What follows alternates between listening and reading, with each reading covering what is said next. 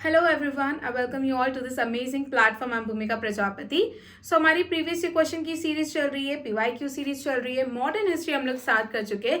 ये हमारा third lecture है और आज के लेक्चर में हम लोग इंडियन रेनेसॉन्स से रिलेटेड जितने भी क्वेश्चंस बनते हैं, जितने भी प्रीवियस क्वेश्चन बन चुके हैं, CGL, CHSL, रेलवे, डिफेंस, इन सभी एग्जाम्स में जो क्वेश्चन बन चुके हैं उसे वन बाय वन डिस्कस करेंगे। ठीक है, चलिए तो टाइम वेस्ट नहीं करते हैं, हमारा लेक्चर स्टार्ट करते हैं।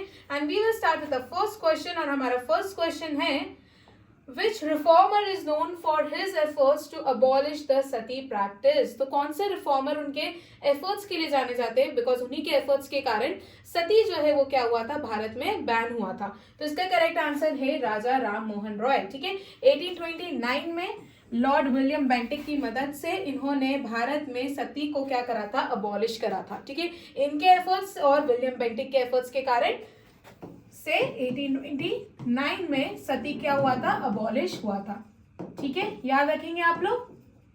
तो इसका करेक्ट आंसर क्या है, राजा राम मोहन रॉय, जिन्हें फादर ऑफ इंडियन रेनेसॉन्स भी कहा जाता है। देखो, मैंने आप लोगों को पहले समझाया था कि सोसाइटी में जब जब रिजिडिटी आएगी तब तक हमें एक ऐसा पार्ट देखने को मिलेगा जो रिवॉल्ट कर रहा होगा उस रिजिडिटी को खत्म करने के लिए। फॉर एग्जांपल, जब हम एंशिएंट हिस्ट्री की बात करते हैं तो जब एंशिएंट हिस्ट्री में रिजिडिटी बहुत बड़ी थी तो हमें जैनिज्म और बुद्धिज्म देखने को मिलता है, जो उस रिजिडिटी को कम करने के लिए अपने खुद के रिलीजन लेकर आए थे, जिन्होंने बोला था कि आपको उन वैदिक रिचुअल्स को फॉलो करने की जरूरत नहीं है जो आपकी समझ में भी नहीं आती, जो संस्कृत में लिखी गई, जो लोकल लैंग्वेज भी नहीं है। राइट, तो वो लोग पाली में अपनी बातें लेकर आते थे, वो प्राकृत में बातें लेकर आ गई थी, जो कि मास की लैंग्वेज थी और जो लोगों को समझ में आएगी। ठीक है, जिसके थ्रू वो लोग चाहते थे कि लोग मध्य मार्ग का फॉलो करें और थोड़ी सी इजी जैसे कि अगर मैं बुद्धिज्म की बात करूँ तो उसमें मध्य मार्ग के मिडिल पाथ के बारे में बताया गया था कि आपको जरूरत नहीं है कि आप एकदम एक्सट्रीम पाथ्स फॉलो करो, आप मध्य मार्ग यूज करके भी मोक्ष की प्राप्ति कर सकते हैं।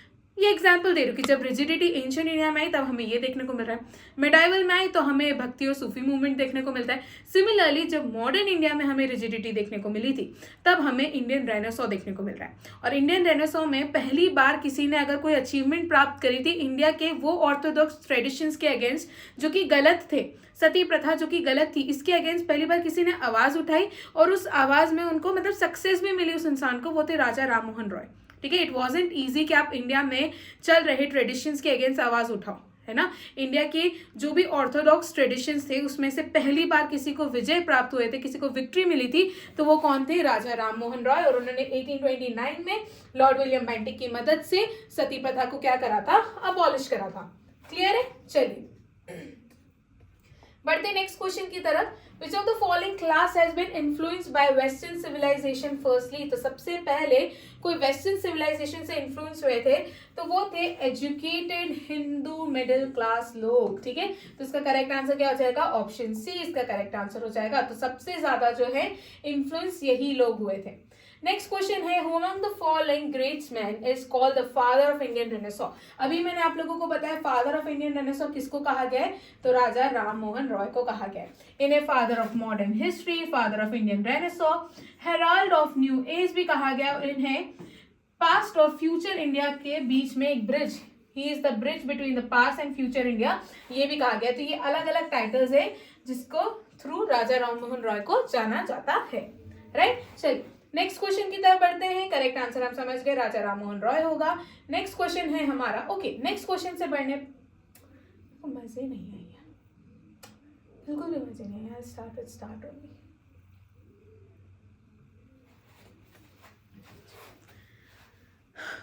Hello everyone, I welcome you all to this amazing platform. I Bhumika Prajapati. So हमारी प्रीवियस क्वेश्चन की सीरीज चल रही है, हमने मॉडर्न हिस्ट्रीज में स्टार्ट कर दिया है। आज का हमारा टॉपिक है इंडियन रेनेसॉन्स। ठीक है, सो इंडियन रेनेसॉन्स से रिलेटेड जितने भी क्वेश्चन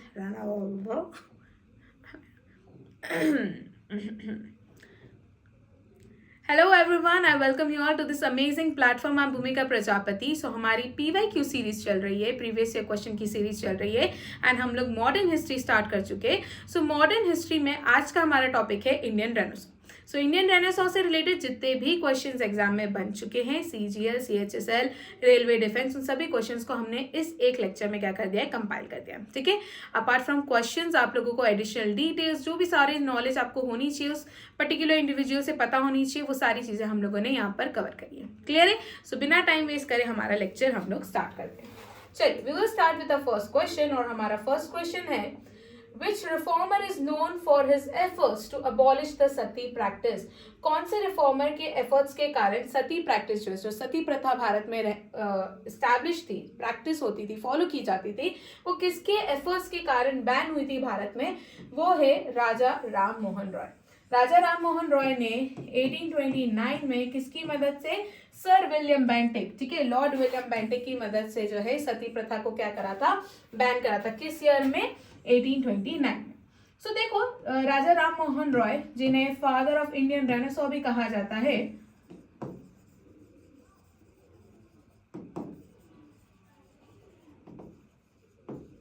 ठीक है, इन्हें फादर ऑफ इंडियन रेनेसॉ भी कहा जाता है। क्यों कहा जाता है?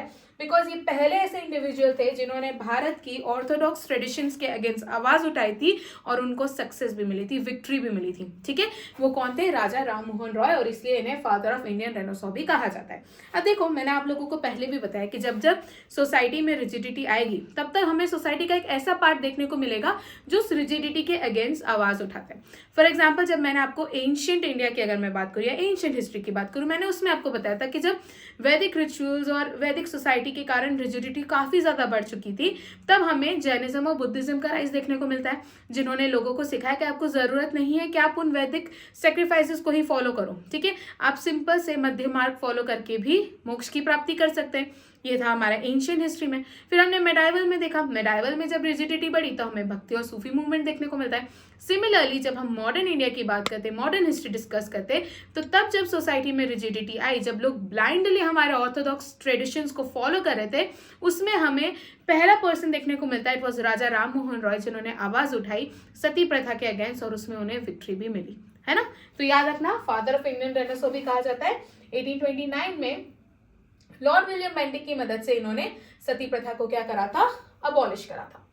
Now, which of the following class has been influenced by Western civilization? Firstly, ये पूछा गया है।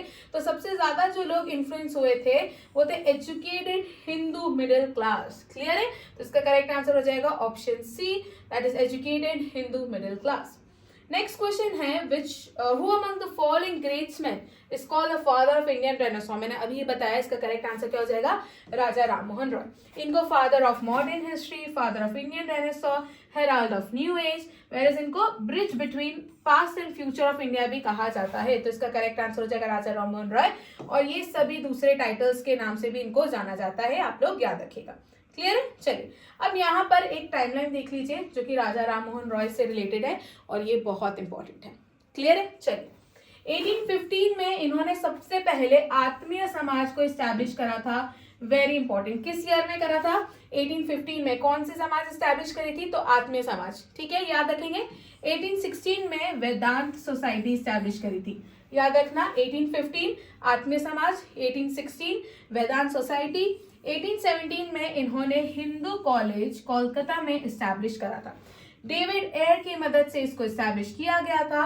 ये बाद में महापाठशाला के नाम से भी जाना गया है, और बाद में ये प्रेसिडेंसी कॉलेज के नाम से फेमस हुआ।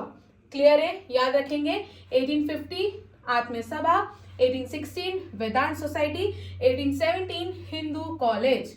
क्लियर है यहाँ तक? चलिए आगे टाइमलाइन कंटिन्यू करते हैं। 1820 में इनकी एक इंपॉर्टेंट बुक है, दैट इज प्रिसेप्ट्स ऑफ जीसस। ये आपको याद रखना है, इंपॉर्टेंट बुक है। 1825 याद रखना, वेदांता कॉलेज एस्टैब्लिश किया गया था, जहां पर इंडियन और वेस्टर्न एजुकेशन दोनों दी जा रही थी। 1828 very very very important, Brahmo समाज को इस्टेब्लिश किया गया था, ठीक है, और इसको इस्टेब्लिश उनकी आइडियोलॉजी, जैसे कि वो आइडल वर्शिप में बिलीव नहीं करते थे। उनका मानना था कि वेदास पढ़ो, उपनिषद पढ़ो, और वेदास और उपनिषद में ही सारी बातें, जैसे कि उनका मानना था कि वेदास और उपनिषद में मोनोथिज्म की बातें बताई गई है, तो इसलिए उन्होंने वेदास और उपनिषद को ट्रांसलेट भी करा था बंगाली लैंग्वेज में। तो ये बात भी आप लोग याद रखना। उन्होंने कहा था कि क्रिश्चियनिटी बुरी नहीं है, राइट, और उन्होंने कोशिश करी थी कि भारत में जितने भी ऑर्थोडॉक्स ट्रेडिशंस है, जैसे कि सती प्रथा, उसको क्या किया जाए, उसको खत्म किया जाए। तो 1828 ब्राह्मो समाज इंपॉर्टेंट है, याद रखना। इसके बाद 1829 में इनके और सर विलियम बेंटिक के एफर्ट्स की मदद से 1829 में सती प्रथा जो है इसको क्या कर दिया था, अबॉलिश कर दिया था। 1830 याद रखना इंपॉर्टेंट है, जो हमारे लास्ट ग्रेट मुगल रूलर थे जिनका नाम है अकबर सेकंड, इन्होंने इनको कौन सा टाइटल दिया था, तो राजा टाइटल दिया था। बहुत बार यहाँ पे क्वेश्चन पूछा गया है कि राजा राम मोहन रॉय को राजा टाइटल किसने दिया था, तो अकबर सेकंड ने दिया था।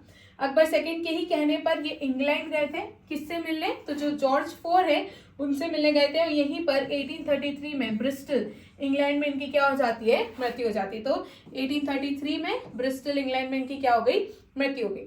ऑल्सो रिमेंबर राजा राम मोहन रॉय का ऐसा मानना था, उन्होंने आर्ग्यू करा था कि जो हमारी एंशियंट हिंदू टेक्स्ट जैसे कि वेदास और उपनिषद जो है, यहाँ पर आपको मोनोथिज्म की डॉक्ट्राइन देखने को मिलेगी, और इसी पॉइंट को प्रूव करने के लिए उन्होंने वेदास और 5 उपनिषद को ट्रांसलेट करा था बंगाली लैंग्वेज में। ये चीज मैं आप लोगों को बता चुकी हूँ।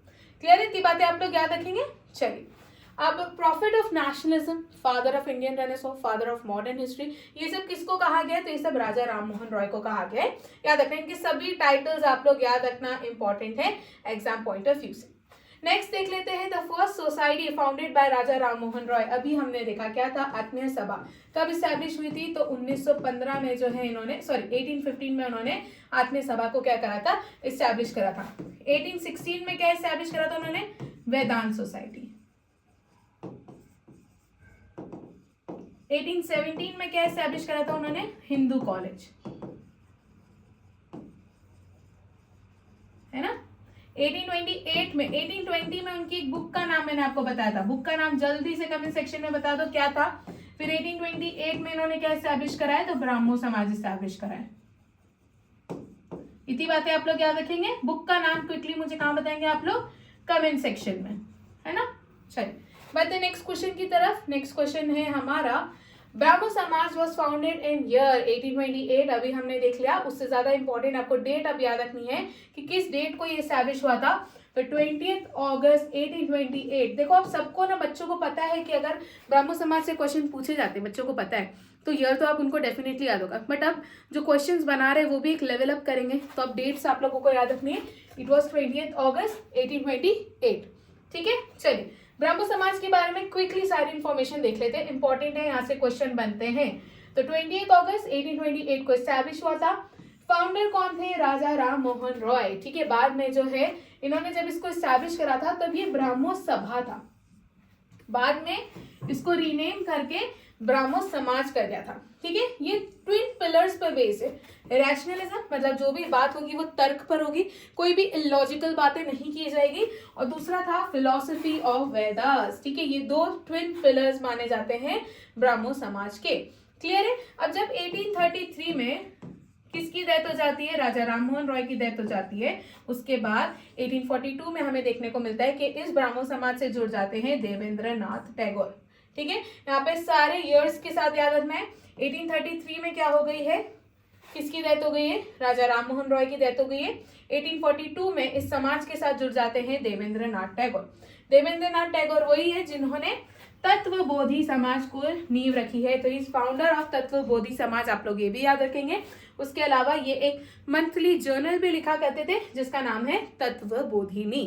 ठीक है, तो क्वेश्चन यहाँ से भी पूछा जाता है कि तत्वबोधि समाज के फाउंडर कौन है और तत्वबोधिनी जर्नल कौन लिखा करते थे, तो इट वॉज देवेंद्र नाथ टैगोर। ठीक है, वो अपने जो तत्वबोधि समाज है ना, उसमें भी ब्राह्मो समाज के जो आइडल्स थे, जैसे कि वो आइडोलेट्री में बिलीव नहीं करते थे, वेदास और उपनिषद में काफी ज्यादा बिलीव करते थे, ऑर्थोडॉक्स ट्रेडिशंस के अगेंस्ट थे, वो उन सारी चीजों को ब्राह्मो समाज की ही आइडियोलॉजीज को क्या करते थे, प्रमोट करते थे। कब जुड़े थे ब्राह्मो समाज के साथ, 1842 में। क्लियर है यहाँ तक बातें। इसके बाद ब्राह्मो समाज के साथ जुड़ जाते हैं केशव चंद्र सेन। कब, 1858 में। ठीक है, सो 1858 में केशव चंद्र सेन जो है वो ब्राह्मो समाज से जुड़ जाते हैं। उनका मानना था कि क्रिश्चियनिटी और ब्राह्मणिज्म क्या है, दोनों सेम है। अब यहाँ पे प्रॉब्लम शुरू होती है 1865 में, जहां पर केशव चंद्र सेन और किसके बीच, देवेंद्र नाथ टैगोर की जो है आइडियोलॉजीज डिफरेंट हो जाती है, इनके व्यूज मैच नहीं कर रहे थे, जिस कारण से हमें ब्राह्मो समाज में स्प्लिट देखने को मिलता है। तो ब्राह्मो समाज 1865 में 2 पार्ट्स में डिवाइड हो जाता है। एक है आदि ब्राह्मो समाज और दूसरा है ब्राह्मो समाज ऑफ इंडिया। ठीक है, आदि ब्राह्मो समाज की बात करूं तो इसको कौन लीड कर रहे हैं? देवेंद्र नाथ टैगोर। और ब्राह्मो समाज ऑफ इंडिया की बात करूं तो केशव चंद्र सेन। तो मैंने इसको आदि देव करके याद रखा था, आदि देव। ठीक है, तो आदि ब्राह्मो समाज और देव से हो जाएगा हमारा देवेंद्र नाथ टैगोर। ठीक है, तो आप इस तरीके से याद कर सकते हो। स्प्लिट हुआ कब है? 1865 में। तो देवेंद्र नाथ टैगोर जिनका मानना था कि ब्राह्मणिज्म इज हिंदुइज्म, थोड़े से कंजर्वेटिव थे, और केशव चंद्र सेन जिनका मानना था कि क्रिश्चियनिटी और ब्राह्मणिज्म सेम है ना, इनका मानना था कि ब्राह्मणिज्म इज कैथोलिक। तो थोड़े से रिफॉर्मिस्ट और थोड़े से डायनेमिक थे, तो यहाँ पर व्यूज जो है वो थोड़े मिल नहीं रहते, और इसलिए ब्राह्मो समाज हमें डिवाइड होता हुआ देखने को मिलता है। इसके बाद जो ब्राह्मो समाज ऑफ इंडिया है वो फिर से स्प्लिट होता है, फिर से डिवाइड होता है इन ब्राह्मो समाज ऑफ इंडिया, और दूसरा था साधारण ब्राह्मो समाज। ओके, क्लियर है यहाँ तक बातें? तो ये था ब्राह्मो समाज से रिलेटेड सारी पॉसिबल बातें जहां से क्वेश्चन बन सकते हैं। क्लियर है? चलिए, who gave Ram Mohan Roy the title of Raja? अभी मैंने बताया जो लास्ट ग्रेट मुगल रूलर थे कौन थे? अकबर सेकेंड। और अकबर सेकेंड ने ही इनको कहाँ पर भेजा था? इंग्लैंड में भेजा था। और यहीं इंग्लैंड में 1833 में ब्रिस्टल में राजा राम मोहन रॉय की क्या हो जाती है? मृत्यु हो जाती है। तो ये चीज भी आप लोग याद रखिएगा। ठीक है, चलिए नेक्स्ट क्वेश्चन की तरफ बढ़ते हैं। नेक्स्ट क्वेश्चन है हमारा, Which reformer is associated with widow remarriage and education for women in India? ठीक है, कौन से रिफॉर्मर वुमेन एजुकेशन से और विडो रीमैरिज से क्या है? एसोसिएटेड है। तो वो है ईश्वर चंद्र विद्यासागर। तो इसका करेक्ट आंसर हो जाएगा ऑप्शन बी। तो ईश्वर चंद्र विद्यासागर जिन्होंने विडो रीमैरिज और वुमेन्स एजुकेशन में काफी ज्यादा इंपॉर्टेंट रोल प्ले करा है, इन्हीं के एफर्ट्स के कारण विडो रीमैरिज एक्ट 1856 में क्या हुआ था? पास हुआ था। तो इंपॉर्टेंट है, ये याद रखना।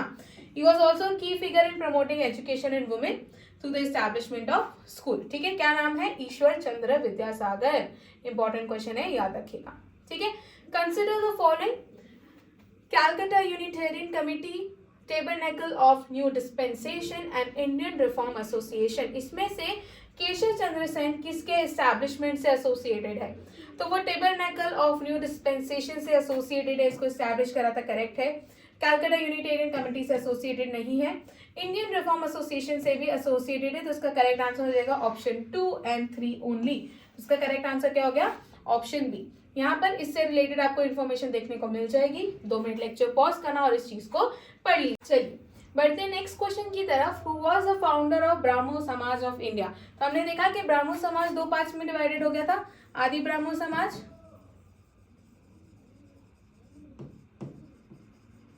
एंड ब्राह्मो समाज ऑफ इंडिया, है ना। तो मैंने आपको क्या बताया था कि आदि देव करके याद रख लेना, पहली चीज आदि देव करके।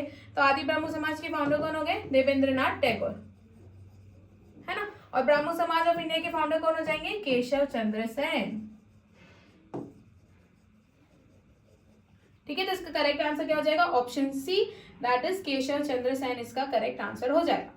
नेक्स्ट क्वेश्चन की तरफ बढ़ते हैं। द ब्रह्मा समाज is based on principle of, तो ये मोनोथिज्म के प्रिंसिपल के ऊपर बेस्ड है, हम लोगों ने अभी देखा। और इसी पॉइंट को प्रूव करने के लिए राजा राम मोहन रॉय ने क्या करा था? वेदास और 5 उपनिषद को बंगाली लैंग्वेज में ट्रांसलेट करा था। इसी के साथ देख लीजिए हमारा हिस्ट्री का कोर्स लॉन्च हो चुका है, जिसे मैं आप लोगों को ancient, medieval and modern history पढ़ाने वाली हूँ।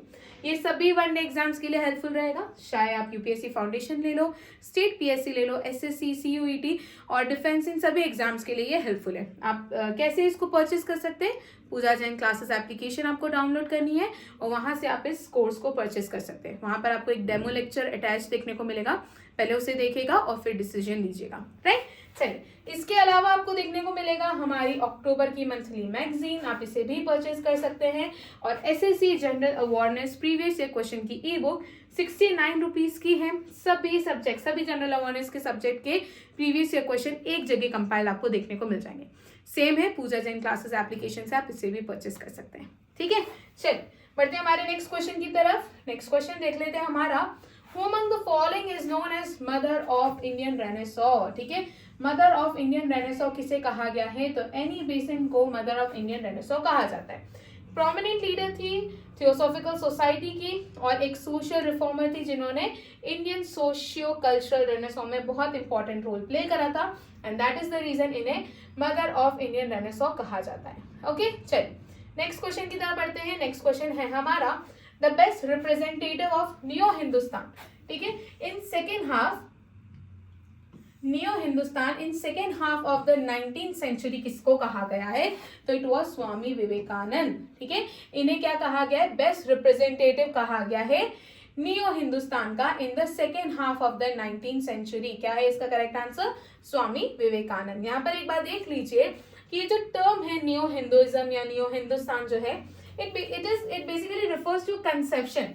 कंसेप्शन किसका? जो हिंदू रिलीजन है उसका कंसेप्शन जो हमारे रिसेंट ऑथर्स ने फॉर्म करा है, who were learned in traditional Indian philosophy और इंग्लिश, वो होता है हमारा नियो हिंदुइज्म। ठीक है, जो फेमस नियो हिंदू है उसमें हमारे स्वामी विवेकानंद आ जाते हैं, और ये किसके डिसाइपल थे? तो ये रामकृष्ण के क्या थे? डिसाइपल थे। क्लियर है? अभी हम स्वामी विवेकानंद से रिलेटेड सारे इंपॉर्टेंट क्वेश्चंस देखेंगे। हमारा फर्स्ट क्वेश्चन हो जाएगा स्वामी विवेकानंद से रिलेटेड।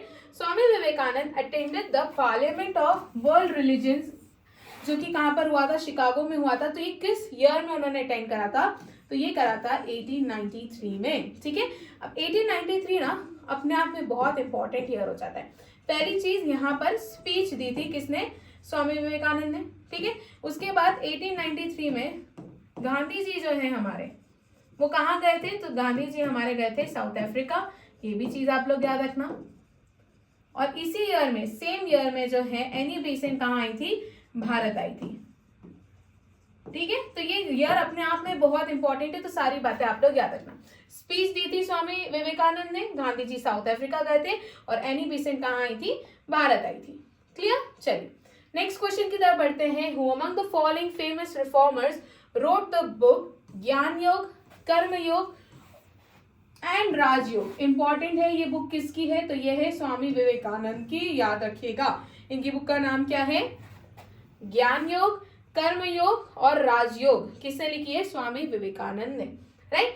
रामकृष्ण मिशन, इसको किसने स्टार्ट करा था? Ramakrishna mission was started by Swami Vivekananda. Swami Vivekananda basically Ramakrishna के क्या थे? डिसाइपल थे, और उन्हीं से इंस्पायर होकर उन्होंने बाद में उन्हीं की आइडियोलॉजीज को स्प्रेड करने के लिए उन्होंने रामकृष्ण मिशन को क्या करा था? स्प्रेड करा था। क्लियर है? अब हम लोग देख लेते हैं रामकृष्ण परमहंस से रिलेटेड जितने भी इंफॉर्मेशन आपको पता होनी चाहिए वो। अब यहाँ पर ये चीजें आप लोग पढ़ सकते हैं। मैं एग्जाम पॉइंट ऑफ व्यू से जो इंपॉर्टेंट बातें हैं सिर्फ उसे बताऊंगी। पहली चीज आप याद रखना कि ये एक ब्राह्मण फैमिली को, पुअर ब्राह्मण फैमिली को बिलोंग करते थे, बंगाल के थे। ये एक चीफ प्रीस्ट हुआ करते थे दक्षिणेश्वर, बंगाल के पास में, वहां पर एक काली मंदिर है, काली टेम्पल है, वहां पर एक पुजारी हुआ करते थे।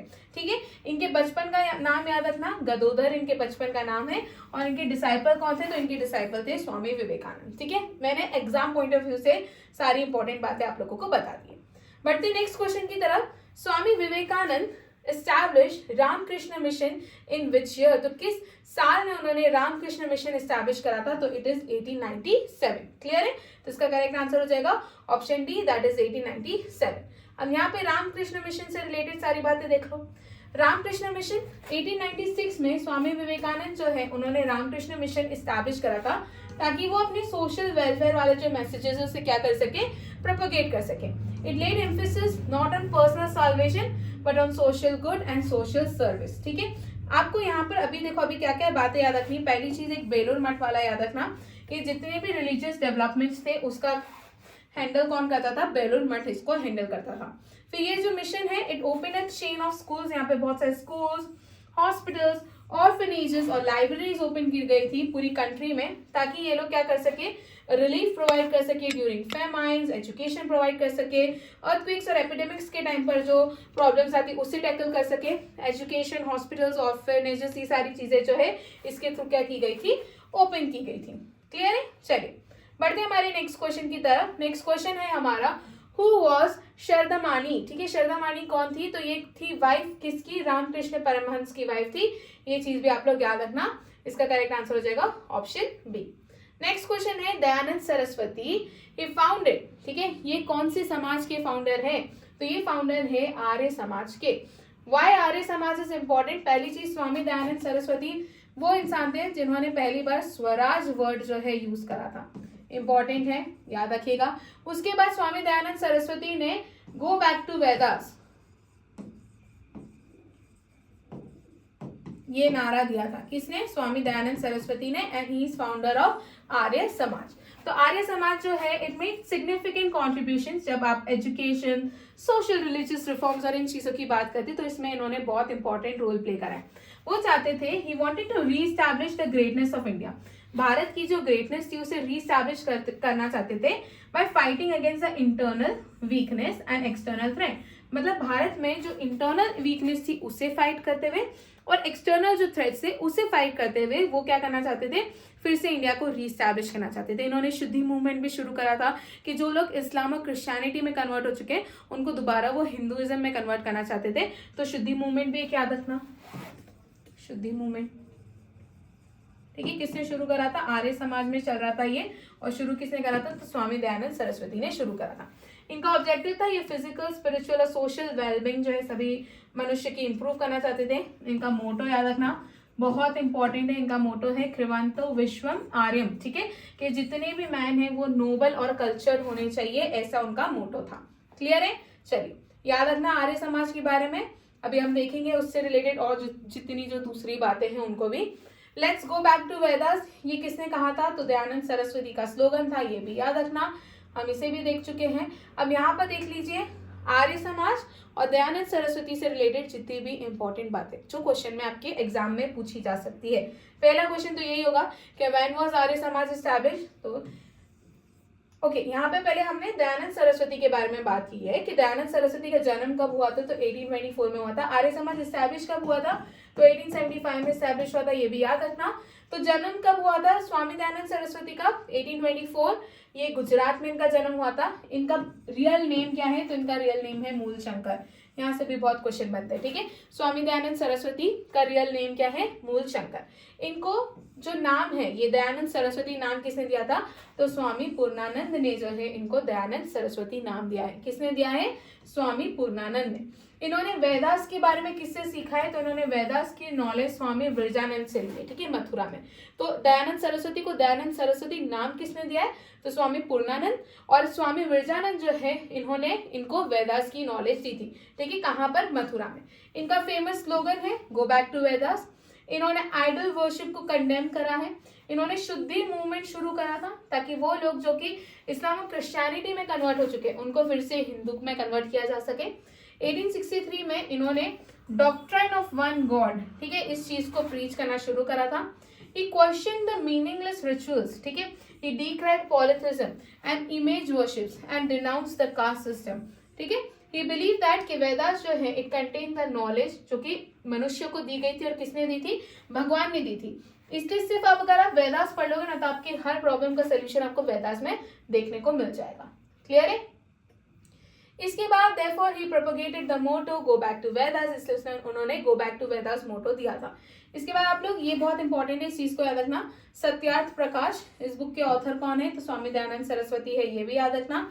ये पहले पर्सन थे जिन्होंने स्वराज टर्म यूज करा था।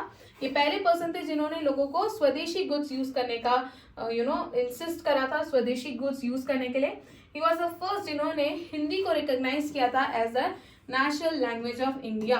वेरी इंपॉर्टेंट, ये सारी बातें याद रखना। फिर 10 अप्रैल 1875 में इन्होंने बॉम्बे में आर्य समाज की नींव रखी थी। क्लियर है यहाँ तक बातें? बचपन का नाम क्या था इनका?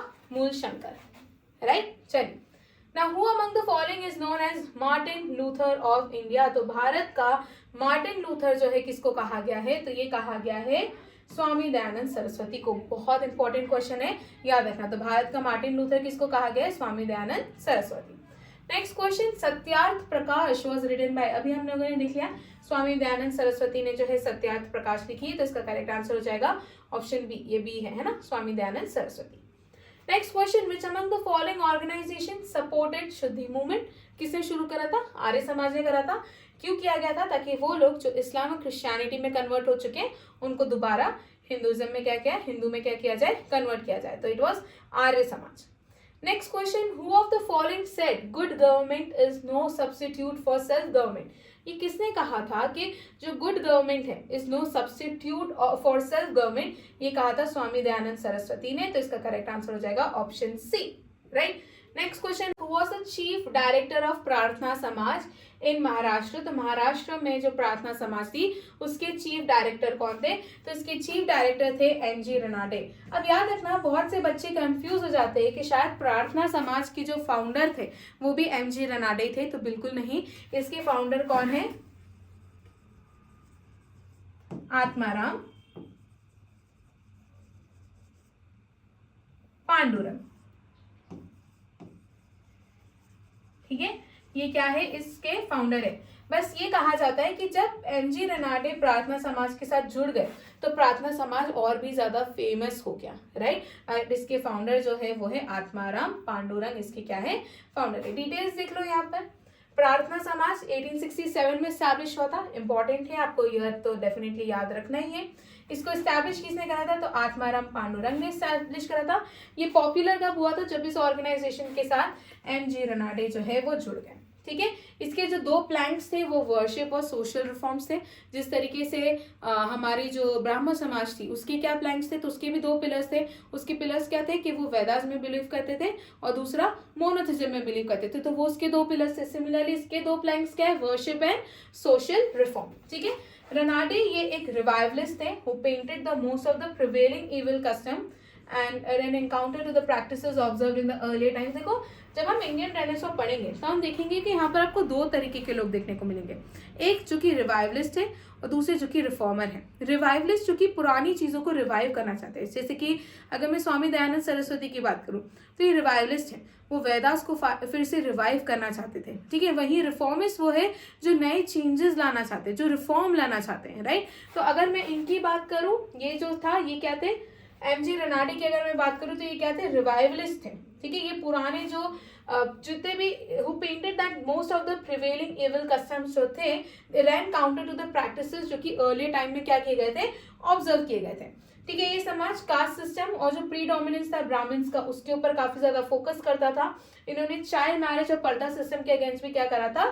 कैंपेन करा था। इसके बाद यहाँ पे याद रखना, in order to reform Hinduism Ranade ने विडो रीमैरिज एसोसिएशन एस्टैब्लिश करी थी और डेक्कन एजुकेशन सोसाइटी को भी क्या करा था? शुरू करा था। ये चीज भी आप लोग याद रखना। 1887 में Ranade founded the national social conference जिसका एम था introducing social reforms through out the country. Clear? कब एस्टैब्लिश हुई थी प्रार्थना समाज? 1867 में। whose main aim was to uplift backward classes। तो किसका मेन एम था? तो वो सत्य शोधक समाज थी। अब आप लोग मुझे क्विकली कमेंट सेक्शन में बताएंगे सत्य शोधक समाज के फाउंडर कौन थे, राइट। इंपॉर्टेंट है। तो ये इनका मेन जो मोटो था वो था बैकवर्ड क्लासेस को अपलिफ्ट करना। इसके फाउंडर कौन थे आप लोग मुझे कहाँ बताएंगे? कमेंट सेक्शन में, राइट। इसके अलावा ज्योतिबा फुले जो कि एक सोशल रिफॉर्मर थी, is primarily known for his work. ये किस चीज के लिए काफी ज्यादा फेमस है? किन काम के लिए? क्या इन्होंने कास्ट सिस्टम को अबॉलिश करवाया था? क्या इन्होंने सती को अबॉलिश करवाया था? क्या इन्होंने विडो रीमैरिज को प्रमोट काफी ज्यादा करा था? या लड़कियों की और लोअर कास्ट जो बच्चे थे उनके एजुकेशन पे काफी ज्यादा ध्यान दिया था? इसमें से इसका करेक्ट आंसर क्या आप लोग मुझे कहाँ बताएंगे? कमेंट सेक्शन में। क्लियर है? इसी के साथ हमारा आज का लेक्चर खत्म होता है। Thank you so much and I hope आप लोगों को सारी चीज़ें समझ आई होगी एंड कोई डाउट नहीं होगा। जस्ट इन केस अगर आपको कोई डाउट है तो आप लोग कमेंट सेक्शन में मुझसे डाउट्स पूछ सकते हैं, ठीक है। सो लेक्चर यहीं पे खत्म करते हैं, मिलते हैं नेक्स्ट लेक्चर में। Thank you so much.